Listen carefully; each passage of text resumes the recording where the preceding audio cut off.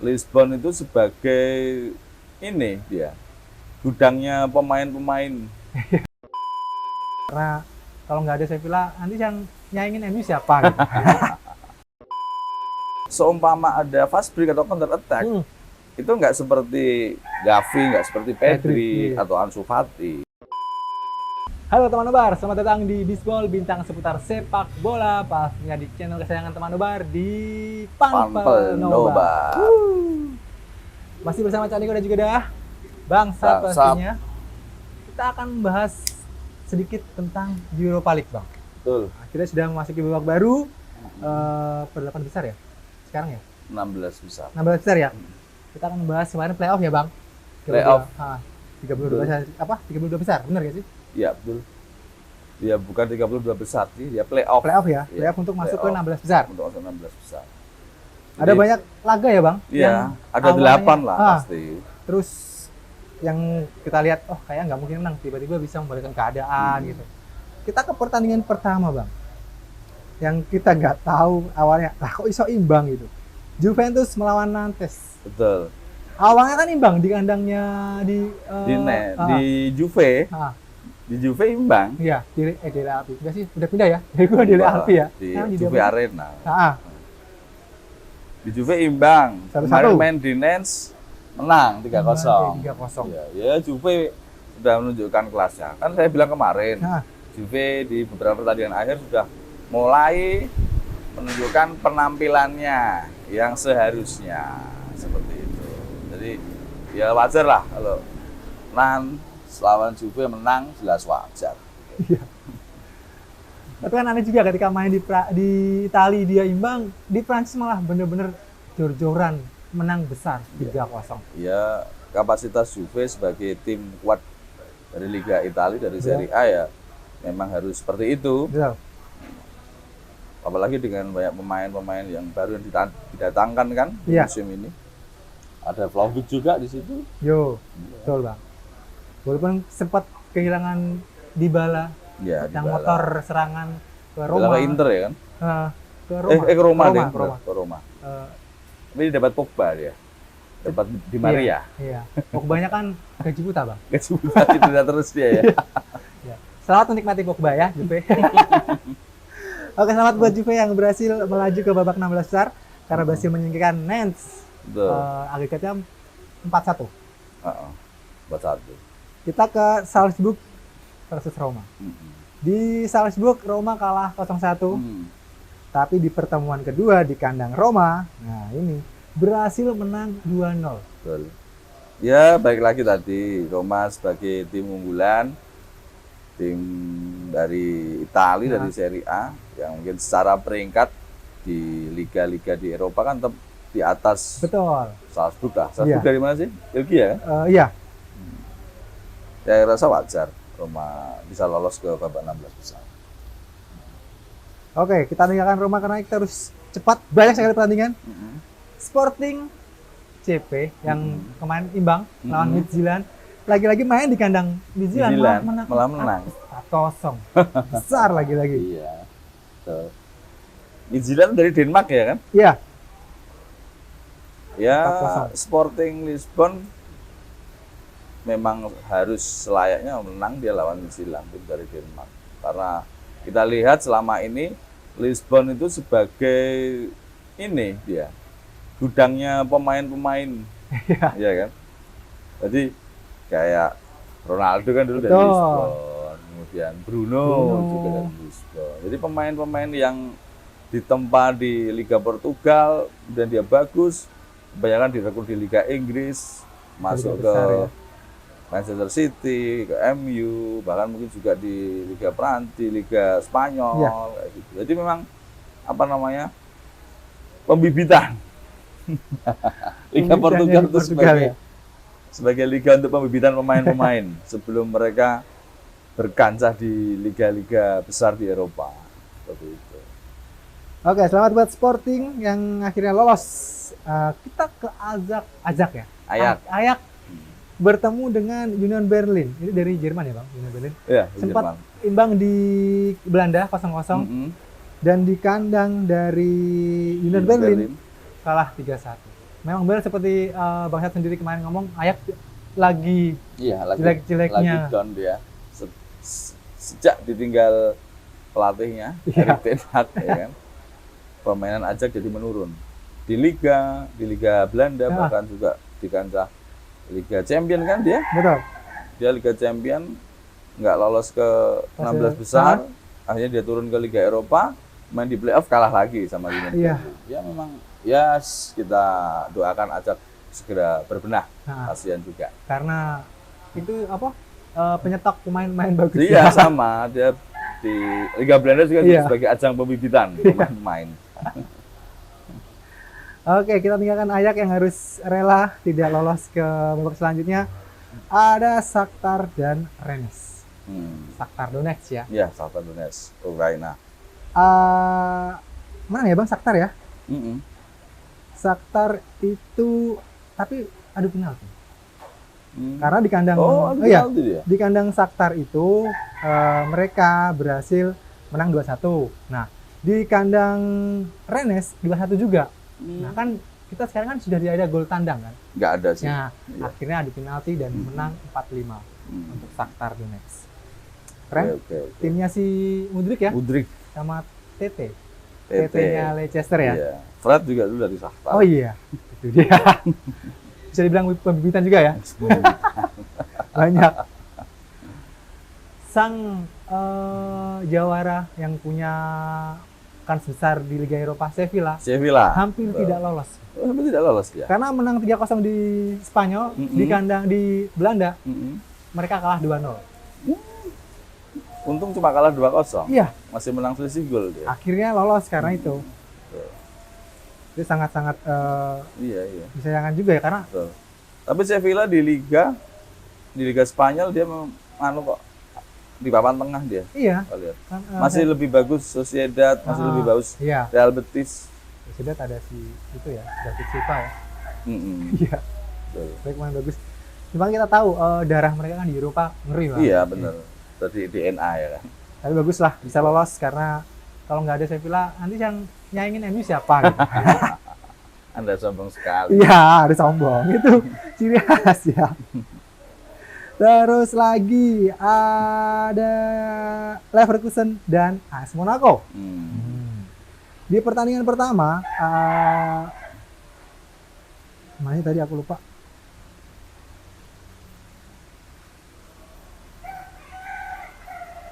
Di kandang Leverkusen di Jerman itu Monaco menang 2-3. Mhm. Kemudian main lagi di kandang Monaco itu 2-3 lagi. Akhirnya adu Penalti penalti lagi. lagi. Ini sebenarnya kalau kita bicara tentang gol tandang itu dihapus itu fair nggak sih, Bang? Apa seru nggak sih? Bisa ya saya rasa sih fair sih. Malah Fair-fair bagus ya? aja. Ya bagus. Akhirnya yang Jadi seumpama dia imbang, Ah. berapapun imbangnya, ketika main di kandang lawannya imbang juga nggak dihitung berapapun jumlah yang masuk kan yang penting golnya. kan menang berapa gitu kan. Iya, kalau menang selisih gol ya itu dihitung.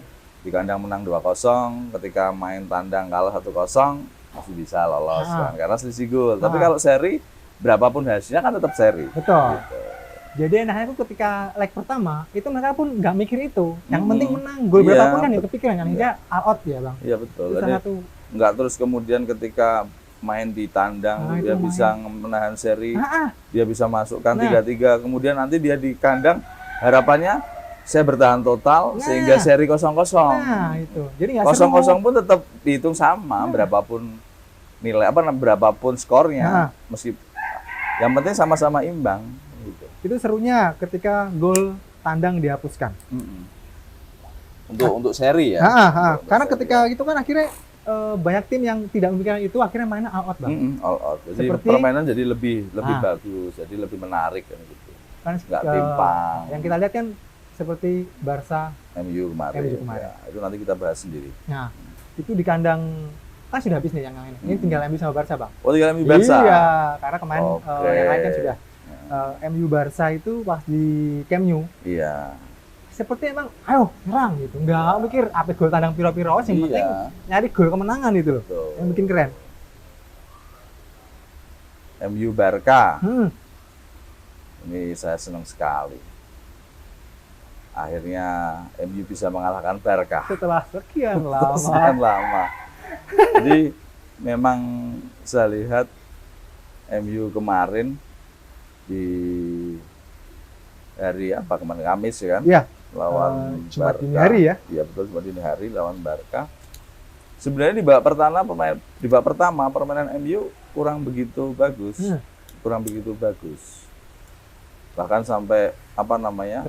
Ketinggalan kan akibat gol penalti dari Betul. Lewandowski, akibat si Bruno melanggar siapa itu, Konde apa? Bukan Konde ya? Balde ya? Iya. Ya, melanggar Balde. Padahal saya rasa nggak ditarik itu deh. Nggak ditarik gitu kayaknya. Tapi itu aktif bang, tangannya gerakan aktif bang. Iya, tapi nggak ketarik gitu kayaknya. Kayaknya loh ya, tapi nggak tahu Ada lah. sedikit lah. Tapi Ya. akhirnya kan terus sedikit Ya, sudahlah, melakukan itulah. Memang itu udah keputusan wasit, mau gimana lagi. Ya. Gol kan 0-1. Padahal di menit kedua itu MU sudah punya peluang emas. Bruno. Iya, Bruno. Umpan dari Casemiro. Itulah MU sekarang. Transisinya cepat. Jadi transisi cepat. Di awal-awal ada beberapa peluang juga, tapi akhirnya ketika sudah ketinggalan, permainan di tengah gitu. Saya melihat memang Barca itu juga nggak terlalu ngotot nyerang. Karena jadi gini, saya melihat Xavi itu agak banci kalau saya ngomongnya. Iya. Dalam arti ketika kita ngomong taktik ya, harusnya kalau saya melihat ketika dia kehilangan Gavi, kehilangan Pedri, betul, kemudian kehilangan Dembele. Iya. Ketiga pemain ini kan pemain kreatif. Betul sekali. Striker cepat, kreatif dia, punya skill. Iya. Tiga orang ini nggak ada. Kenapa dia mainkan Sergio Roberto? Iya, kenapa nggak Ansu Fati ya bang? Nggak Ansu Fati atau mungkin Ferran Torres, gitu loh, dari awal. Jadi dia ketika memang dia kehilangan pemain kreatif, harusnya dia juga memainkan pemain kreatif, bukan Sergio Roberto, gitu loh. Sergio Roberto itu kan lebih condong ke bertahan. Saya tahunya dia turun. Left back ya bang? Iya, back sayap dia kan. Kenapa ditaruh di depan? Gitu. Nah ini yang menjadikan MU agak tenang karena seumpama ada fast break atau counter attack, itu nggak seperti Gavi, nggak seperti Pedri atau Ansu Fati, seperti pada waktu main di leg pertama kan. Bahaya juga ketika MU nyerang kemudian di counter attack karena pemain-pemain itu juga cukup cepat, punya skill. Betul. Membahayakan gawang De Gea juga pasti. Nah kemarin ketika yang dimainkan si siapa? Sergio Roberto di depan, kemudian ada juga Lewandowski dan si Raphinha. Jarang sekali MU mendapat serangan yang berbahaya. Gitu loh. Memang Barcelona menguasai pertandingan dari ball position kan 5-5-4-5. Tetapi peluang berbahaya, shoot on goal itu lebih banyak MU. Artinya MU banyak menciptakan peluang. Sehingga ketika banyak menciptakan peluang, otomatis juga gol yang tercipta juga pasti akan lebih banyak, kan gitu. Sehingga inilah kenapa MU bisa menang kemarin. Memang salah satu hal yang harus kita acungi jempol adalah strategi dari Ten Hag. Betul. Dia cepat merespon. Babak kedua ya bang? Iya betul. Ketika memang Weghorst tidak berfungsi, dalam arti dia nggak punya kecepatan. Tapi kalau untuk nahan bola, untuk merebut bola memang bagus, dia pressing juga bagus. Tapi MU pada waktu itu butuh kecepatan. Untuk menyaingi back kanan kirinya Barca. Makanya Weghorst ditarik di babak kedua, langsung digantikan sama si Anthony. Kan? Dan itu terbukti. Ketika Anthony di sayap kanan, dia menyulitkan pertahanan dari Barca dengan kecepatan-kecepatannya. Sehingga proses transisi penyerangan MU bisa berjalan dengan baik. Betul. Sehingga dan gol di menit 47 itu cukup membantu semangat dari pemain-pemain MU. Game on lagi. Iya. Gol itu kan dimulai dari pressing pemain-pemain depan MU di daerah Barca. Betul. Pressing Rashford, kemudian lepas, dikena si Sancho oper ke Bruno. Bruno kemudian melihat si Fred, ya bukan bebas ya, padahal banyak pemain bertahan, tapi dia sungguh cerdas sekali menempatkan bola di antara dua back Barca. Iya. Dengan sekali sentuhan kemudian di shoot gol. Blessing ya. Iya, Fred babak pertama padahal kurang cukup baik bermainnya karena dia sering telat turun. Betul. Tapi di babak kedua cukup lumayan bermainnya dia. Mungkin Ten Hag tahu karena ketika Barca unggul 1-0, mungkin mereka akan menahan, Bang. Sepertinya kan? Iya, betul. Karena kayak lihat pas babak kedua main tuh kayaknya nahan. Mereka nggak tahu kan. Kalau terlalu fokus sama Rashford, MU itu punya banyak pemain yang berbahaya, Bang. Iya, sekarang Gitu. MU itu punya pemain yang berbahaya, saya bilang. Makanya ketika bilang kedalaman skuadnya nggak bagus itu salah. Iya. Karena Ten Hag itu punya banyak pilihan. Ketika dia mainkan ini mentok, ada solusinya. Iya. Mainkan ini mentok, ada solusinya, kan gitu. Garnacho juga ini salah satu pemain wonderkid, calon main bintang dari MU. Dinaikin gajinya Bang kemarin. Dinaikin, alhamdulillah. Dia juga menunjukkan kualitasnya. Di menit 67 dia masuk menggantikan Sancho. Betul. Dia berperan di sayap kiri. Betul. Rashford di depan. Bruno kembali di belakang striker. Nomor 10 lagi ya. Betul. Dengan strategi itu, sayap-sayap MU ini cukup kreatif. Dia cukup bisa melebar dengan speednya, dengan skillnya. Dan terbukti gol kedua. Gol kedua itu kan peran besar dari Martinez. Ya. Martinez umpan lambung ke daerah pertahanan Barcelona. Jarang-jarang ya Bang itu. Iya, di situ disambut sama Shaw. Saya kira itu out.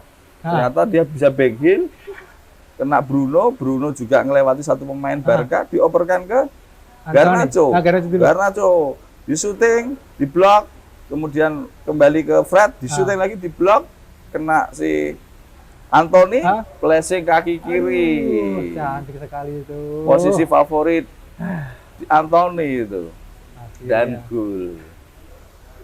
Dan ketika melihat itu gol, saya rasa habis ini Barca pasti akan menyerang. Dan benar. Barca kembali langsung menyerang, dia mengganti pemainnya, Ansu Fati dimasukkan, Ferran Torres dimasukkan. Terus agak deg-degan itu. Sangat deg-degan. Di menit akhir apalagi itu dengan Lewandowski ya sudah melewati De Gea. Untungnya masih ada Varane. Itu. Terus sundulan si Konde. Bener. Sundulan Konde di awal-awal ketika 1-1. Itu juga De Gea. De Gea seharusnya jempol. Dan yang jadi menurut saya jadi pemain terbaik Martinez. Dia berhasil menjaga Lewandowski. Seperti kita ketahui, Lewandowski itu striker terbaik Eropa. Tapi di depan Martinez dia tidak berkutik. Paling dia menciptakan berapa peluang.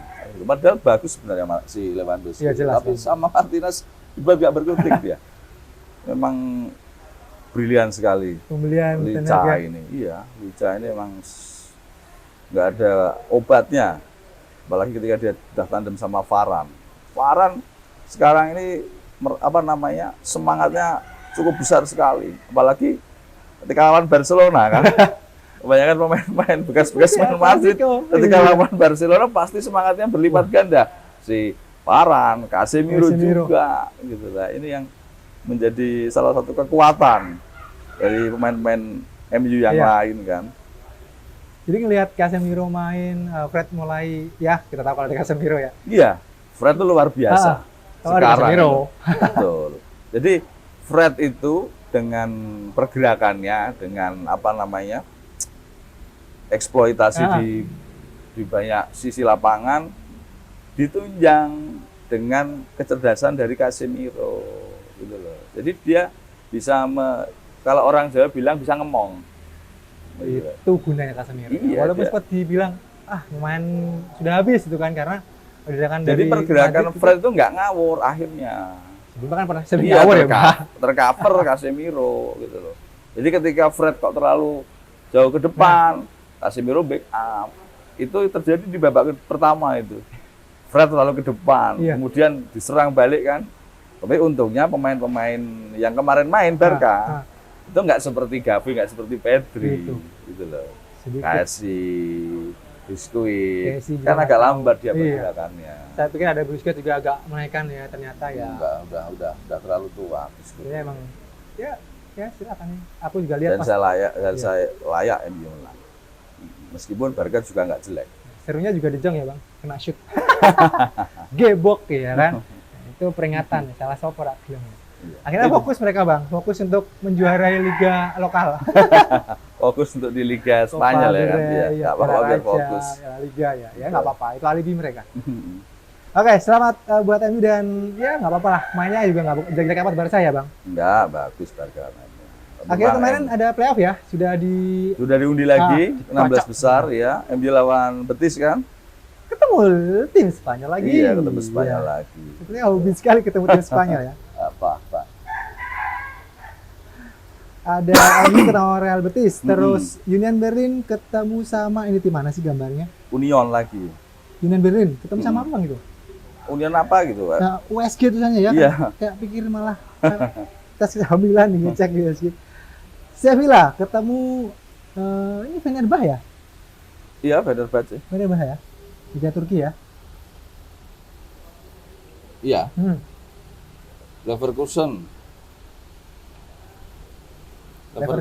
ketemu siapa itu?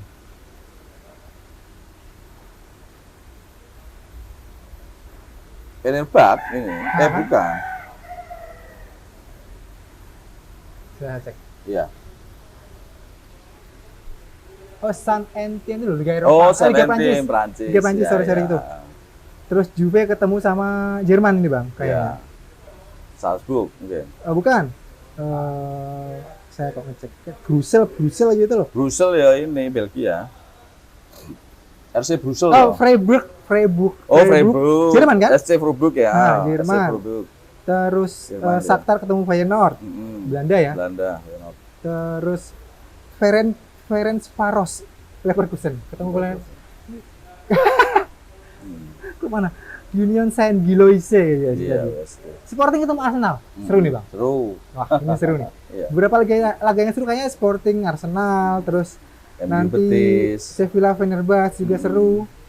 MU Real Betis juga bagus. Iya. Shakhtar Feyenoord juga keren banget. Roma ketemu sama pemuncak klasemen yang grupnya Man United.